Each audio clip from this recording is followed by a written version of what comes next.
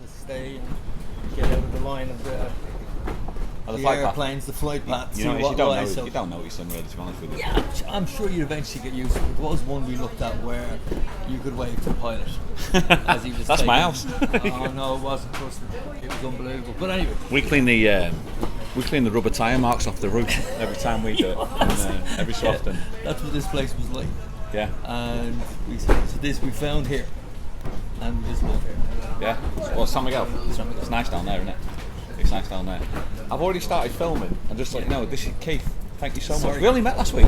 We did. We met for the first time last week. We did. And we met because you came up to me because you've seen the channel. Yes. I've been following you since you started. What, the Rick and Shelley, that Tenerife podcast and all that sort of stuff? Of course. No, thank you very much. I always say to people I apologise now for it, but thank you so much. No, but you see, I think you and the other vloggers got so many people through COVID. Yeah, people who come here all the time and loved it, and this was missing from their life. Yeah. It gave us that little peep back in again. Yeah. That you could say, well, God, do you remember walking down that beach? And it didn't matter what was going on or what you were talking about or anyone else was talking about. It was here. It was being part of this again. It was listening to somebody who was where you wanted to be. Yeah. You missed. Yeah. You see, we didn't even have a clue that was happening. We said that so many times to people, we just didn't know. All we were doing was just filming, having a bit of a laugh and a bit of a mess around. You know what I mean? Yeah. It seemed to work for us, you know. And it was, but you hear it more and more from more and more people that came across. You walked into Dylan's last week. That was a weird one. Come on, because you just came over to me though. I did, because I suppose I've seen what you're doing with this Just Rick channel. With Just Rick. Yeah. And a couple of times you said things and I thought not that it's a channel for mental health, but it's a way of maybe opening up to people who have mental health issues. Yeah. And hello, mate. Just a Coke, yeah? Yeah. Coke, thanks, buddy. And something resonated with you, and I thought, if I say it, I'll say it. Yeah. And that's kind of part of my personality, or the condition I have, is I don't have a filter. So what condition? You're diagnosed with a condition? Yes, I'm diagnosed with a condition called borderline personality disorder. Borderline personality disorder. I remember talking about this the other week, and I put down on ADHD, and it wasn't ADHD or bipolar. It was complete. So borderline personality disorder. That can you just? I could guess it, but just explain it. It's very difficult to explain. And even how long ago you diagnosed? 2 years. 2 years on the 18th of October this year. Right. Prior to that, I spent my whole life being treated with depression, with autism. They thought I was slightly autistic. All right, okay. Because we talked about with autism comes a lot of intelligence, and you've got a lot of letters after your name.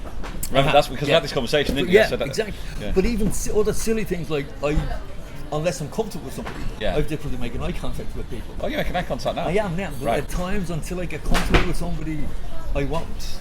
And I sometimes miss social cues, which again can sort of lead down the line of autism. I'm obsessed with tiny details. Yeah. Which again, they thought, maybe it's that. But then I had extreme lows. Right. So I was diagnosed with depression, so I was on medication for depression. And then I would go to education.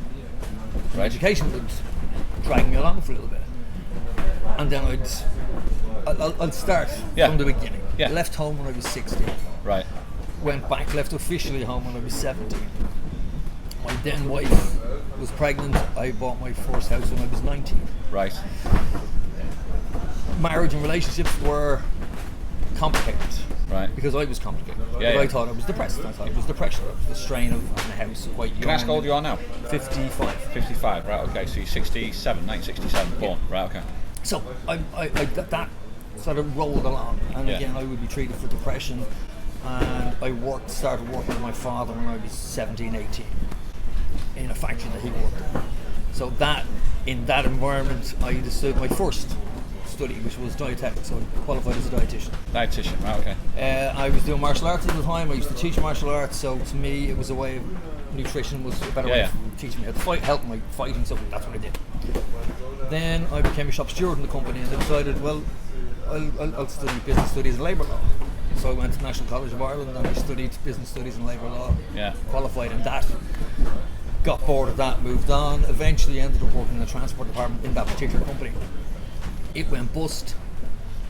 I was always good with my hands. I turned my hand to landscaping. So I started doing carpentry and landscaping. I was building furniture, making furniture, selling it at markets and things like that.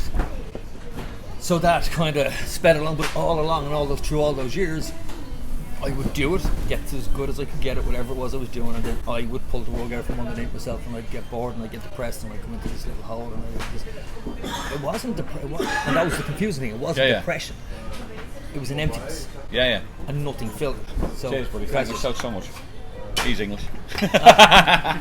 Cheers. I worked that one out a few times, didn't we? Thanks, man. Cheers, mate. So you got to a level and then pulled it.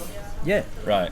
Every time. And I got to very high levels in certain things. Sounds familiar. And maybe this is why I'm saying this, is because I think so many people are misdiagnosed or are afraid to look beyond depression and a tablet. Yeah. And I suppose the scary thing about borderline personality disorder is you can't fix it with a tablet. Right. It's not a tablet. Right. I wish it was. Yeah. But it's not. And there is a funny side, no question about it. There's a, you have to laugh at it because, as my partner will tell you, quirky, she calls me for want of a better word. Because some of my things, you can only describe them as quirky, but for years, and it wasn't until I met her 10 years ago, that it made sense, and I started to think, right, this isn't right, because I put it through hell. I put it through absolute hell. And the reason I put it through hell was because I was testing the relationship. Because again, part of borderline personality disorder is that you have an inability to accept or understand anything about yourself, your mind, your abilities, your personality, your relationship, that someone could love you, and then why would they love you, and how can they love you? So you have all this constantly going around in your brain. So you achieve. Like, I went on to study, I started off as a masseuse, then I went orthopedic sports masseuse, then I became a neuromuscular physical therapist. I worked with the Irish rugby team. I got my first internship from the sideline of a rugby pitch because I volunteered as a rugby strength and conditioning coach with the IRFU for 15 years. Monday morning I get a phone call from the IRFU saying Dan Gonzalez recommended you for an internship. Can you be in the IRFU next Thursday? So I spent 6 months working with Brian O'Driscoll and the boys from the Irish International Rugby team. And shortly after that, I pulled the plug on. But you don't know why? Now I know why. And why? In the absence of fear of failure, I make myself fail. It's part of borderline personality disorder. It's part of what I do. Well, it's part of what I did. In the absence of fear of failure, you make yourself fail. Okay. Right. Borderline personality disorder stems from several things. In my case, it stemmed from an abusive childhood. Right. So a figure in my childhood who should have cared for me, should have loved me, should have looked after me, didn't. Right. So when they passed away, I took over the mantle because the little voice in my head that used to be filled with this person who should have loved me, should have done all these things, didn't. So that was gone. So I missed it because I never finished. I never put it to rest. So, and again, I put this all down to depression, and I went to see a psychiatrist. I didn't go see a psychiatrist until 2 years ago. I went to see a psychologist who did all sorts of mumbo jumbo, for want of a better word. Don't get me wrong, I'm not knocking them, but it didn't work for me. No, same way medication didn't work for me. But so I remember as a child growing up, I was artistic. I was winning art competitions at 8 and 9, bringing stuff home, and it'd be like, oh, lovely. I want to be an artist. Oh, it's good work in painting and decorating. No, I want to go to art college. I want to be an artist. No, that's not happening. That's not happening. I was born in a council estate. That way too, wasn't going to happen. So all of those sort of things, I took over. So I wanted to prove to me and to this person that, look what I can do. But then I was proving to them that they were right because I was the failure that they thought I was. So I gave them. It's very complicated. Do you know, I spoke in one of the last vlogs about one of the relatives in my family who was a gambling addict, and he's over it. He's actually over it, and he's from recovery, and he does Gamblers Anonymous. And he said to me, he said, if anybody thought it was gambling addict, it'd be you, Rick. And it's like, I'm not. But talking to him about it, he said the actual whole thing about the gambling was not about the winning; it was actually about the losing. And that's what you just said there. It's just like, that's what just rings. It was like, and he's like, it's actually about it's about the losing, like lost again, and it's like it's that they're chasing, not actually the winning. And it was weird to comprehend. And I don't know, there might be some gamblers on there might do it. I don't know, but but you see, that is one of the things borderline personality disorder people do. Yeah, they can become addicted to all sorts, whether it's gambling, whether it's food, whether it's the whole list. But I suppose my addiction was hurting me. Yeah. My addiction was punishing me. Oh, there's Keith again. Look at him. Another degree. What's he doing with it? Nothing. Nothing like that. How many degrees have you got? 4. You got 4 degrees. Because we were talking. One of the things you said, you said to us, I said I'm not intelligent. You are. You just don't have letters after your name, which I thought was one of the nicest things. When you said, because that was within the first couple of minutes we met each other, and it was really that's what got me intrigued to actually have a chat with you about it. Einstein had said that if you judge a fish by his ability to climb a tree, he will always be deemed stupid. And it's true, and that's something that always that statement always resonates with me. If you judge a fish by his ability to climb a tree, he will always be deemed stupid. Yeah. Yeah. It's not about intelligence. You can't. I don't think you can quantify it. I was passionate about things I did, and I was good at things I loved. Yeah. And it wasn't until I met my partner that, as I said, I spent so much time pushing her away because I was punishing me.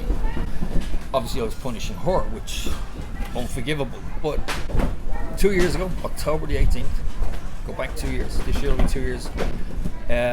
I was in the depths of it. Now, one of the other parts of borderline personality is that every day, from probably I was about 7, 8 years of age, I contemplated suicide or what life would be without me.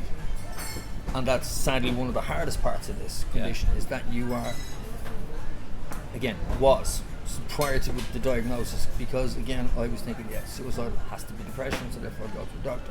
Take the medication. Medication made me feel numb but still empty. And it was a void. Yeah. And I tried to fill the void with education, with charity work. I taught kids with mental and physical disabilities for 8 years. I worked with the Irish Wheelchair Association back in Dublin. I did voluntary as a strength and conditioning coach for my son's rugby team. Spent 15 years doing that. Martial arts, taught that again. But again, all of these things, and when I think back on them now as diagnosed, they were families. Right. So there were family units that accepted me. Yeah. So rugby club, it's a family. Yeah, yeah. And here's Keith. He's a great coach. And I accepted that. But I accepted it in a weird way because I'm from a council estate. So always in the back of my head, I had this imposter syndrome sitting in the back of my head, going, "There's someone over there. It's great kids. Jeez. They went from is he IRFU, rugby, Belvedere? Did he go to Blackrock? No private school there. That's just that off the street. So that's the imposter syndrome. The imposter syndrome. When I did my physio, same thing. I was fixing top athletes. I worked with people from Riverdance. I worked with the Academy of Russian Ballet for years. How'd you get diagnosed? You've been diagnosed a few times with different stuff. How do you feel that this is correct diagnosis then? That's the best way to say it, because the way you speak about it. How do you feel that this is the correct diagnosis? I no longer think of suicide every day. Okay, that could do it. I now have a future that I can see, where beforehand I had a future that I pretended I had. Even with my partner, we'd be making these dreams and plans, and I'd be thinking, that's not going to happen. I'm fucking dead. I'll be dead before that happens. But suicide was my escape clause. Yeah. In my brain, it was like, okay, I'm going to have a go at this, like physio. But I'll see what I can do. If I make a balls of it, if I become so ashamed of it that I've made that much of, I can always kill myself. That's my out clause. Holy smokes! That's my seriously? Out clause. Oh, that's my out. Everything, that was my out clause and everything, no matter what I did. And I did stupid, reckless things. Like I remember actually came up on my timeline today, 8 years ago today, Kelly and my partner and I were in Marrakesh. Yeah. And we were probably one of our first foreign holidays together.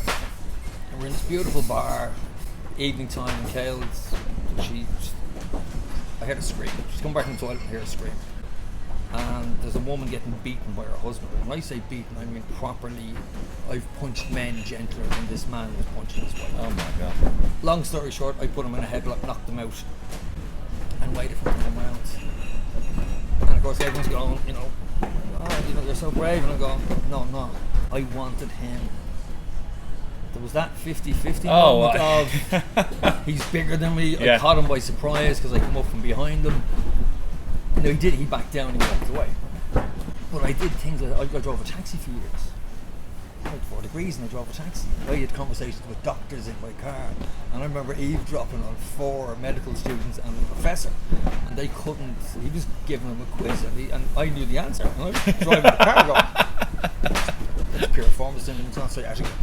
And they're saying, come on, think outside the box. And I actually said it to them, sorry, it's piriformis syndrome? How do you know you're a taxi driver? I studied it for years, blah, blah. And I ended up getting to know him. We swapped email addresses and we kept in touch. What a bizarre. But again, it was because that's how the personality works. So I suppose at my lowest point, it was 2 years ago. I worked with COVID came. A friend of mine rang me and asked me would I turn my taxi out of van, 8-seater van, would I turn it into a COVID ambulance and drive people with COVID. This was day 1 of COVID. Again. 50-50, no? Why not? I've nothing to lose. No bravery, no heroics, no applause at 8 o'clock in the evening. It's going to go one or in 2 my ways. brain, this is a 50-50, and I was at one of my lowest points at that point. So I went along and I did it for 6-7 months, drove over 1,000 people. I worked with homeless. I went even one better. I worked with homeless and addictive services. So I was driving Dublin City drug addicts around who someone just got out of prison. Oh my Lord. This was really rough stuff. And that finished. I went back to taxiing regularly. I was always tipped in and out of physio. I still do bits of it with people I know and people that have been with me for years. And then I just hit my lowest point and I was driving down the motorway and this was it. I'm gonna hit the first bridge, hit the first one open space, I'm looking for empty road. Phone rang and it was my partner. And she said, you okay? I said, I don't want to talk about this, I don't want to do it, I'm not dealing with this anymore. She knew from my voice or whatever, and she got talking to me about it. She said, you have to get help. You have to do this properly. You're not have to do it right. Oh, you're going to have to go into that. So no, and I went home. She rang me back, and long story short, I said, okay, I promise, one more night at home, and I'll go in. I'll go in tomorrow, Sunday. So I'll sign myself in tomorrow. I went home.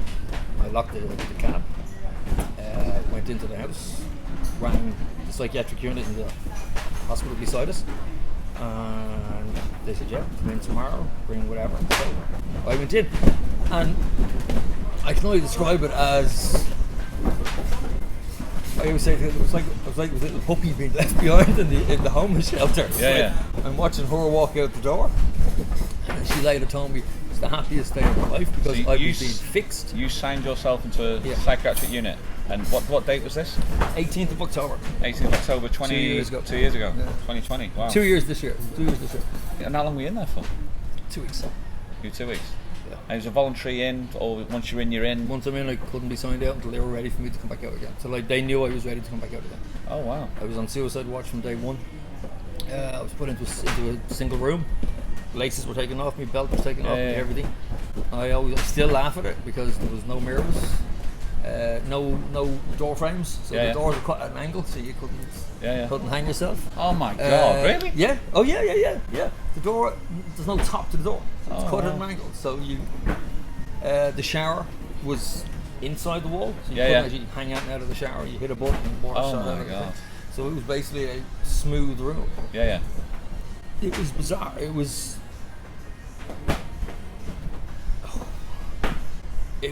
the hardest thing I've ever done.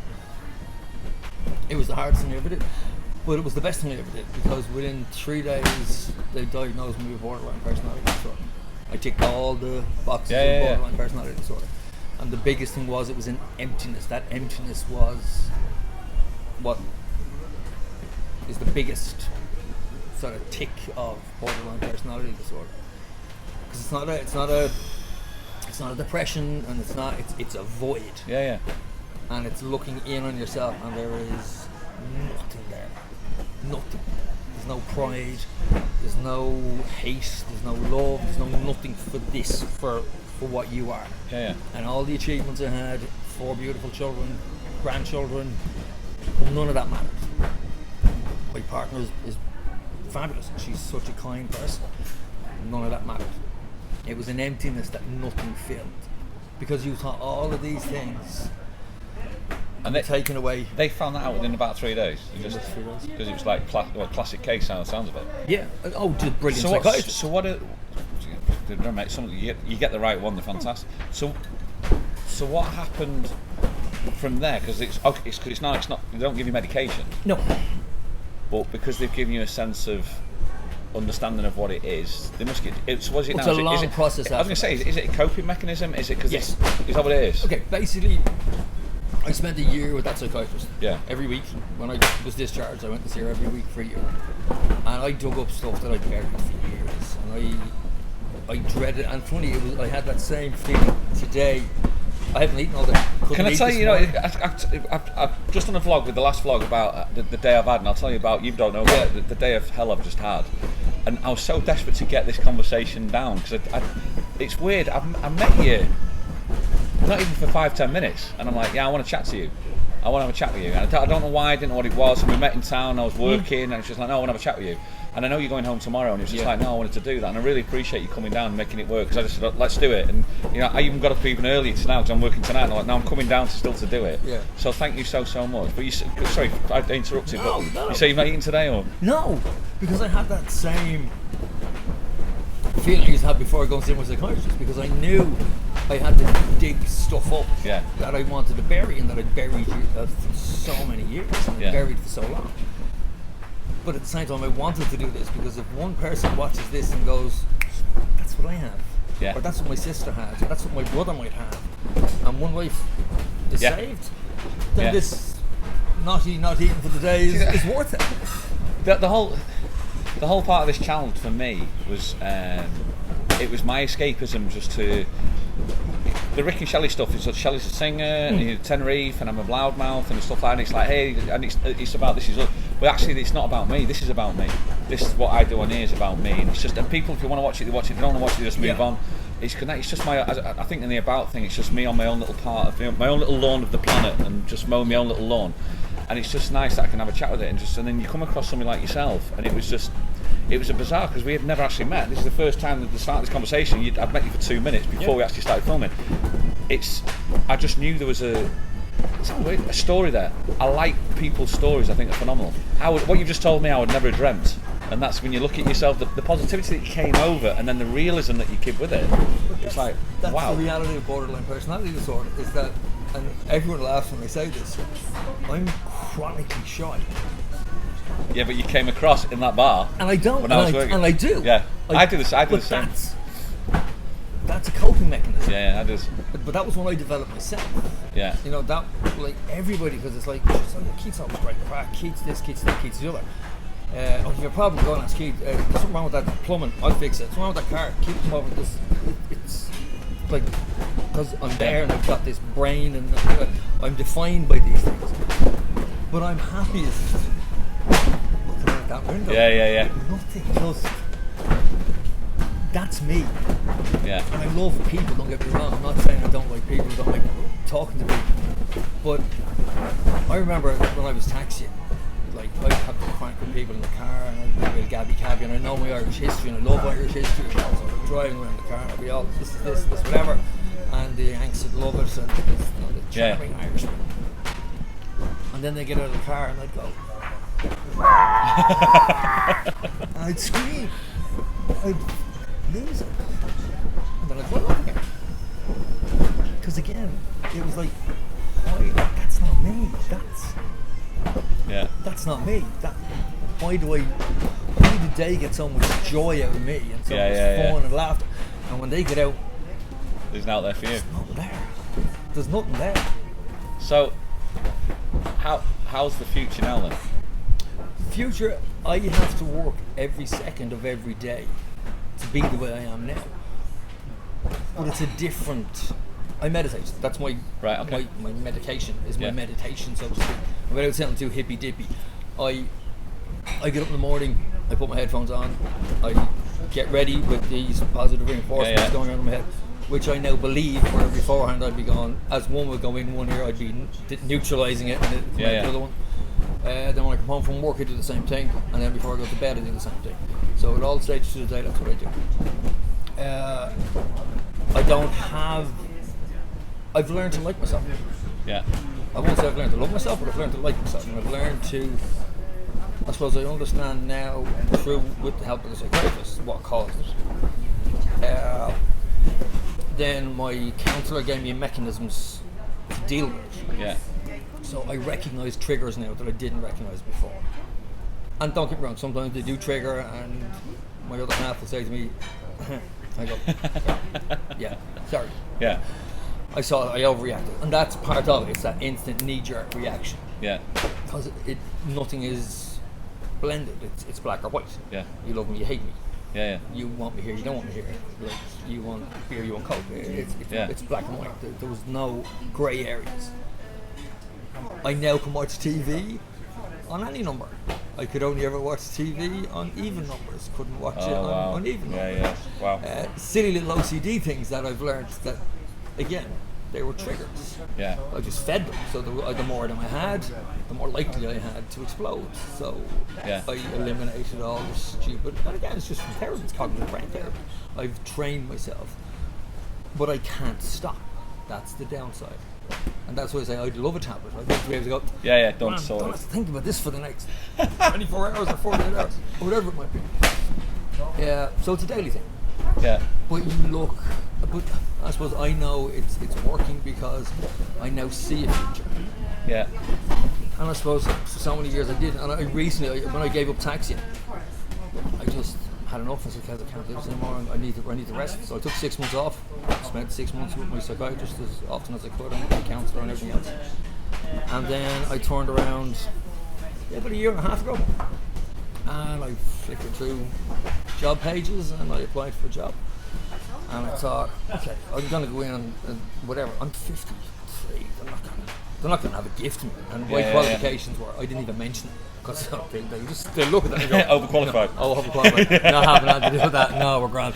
So I gave the dumbest version of my CV as I could. Yeah. Threw it in, denied all my qualifications, and went in. And I started breaking up boxes in a warehouse. I now manage 75 people a year and a half later. I worked my way up. But I did it now, and I'm looking at it now thinking, you know what? Yeah, I'm proud of what I did. Brilliant. I work. It's a multinational company. We make millions a week. It's a fabulous, great job. I love it. Yeah. I love the people. But I like me in that job, in all the qualifications I have, and all the stuff I've ever done. I like me in there because it's the first time I've ever gone from the bottom to it's not the first time I've gone from the bottom to the top. Yeah. It's the first time I've gone to the bottom, from the bottom to the top, and been happy along and the then line. not pulled the rug from under Not your pulled feet. the rug myself. Exactly. And I've no intention of it.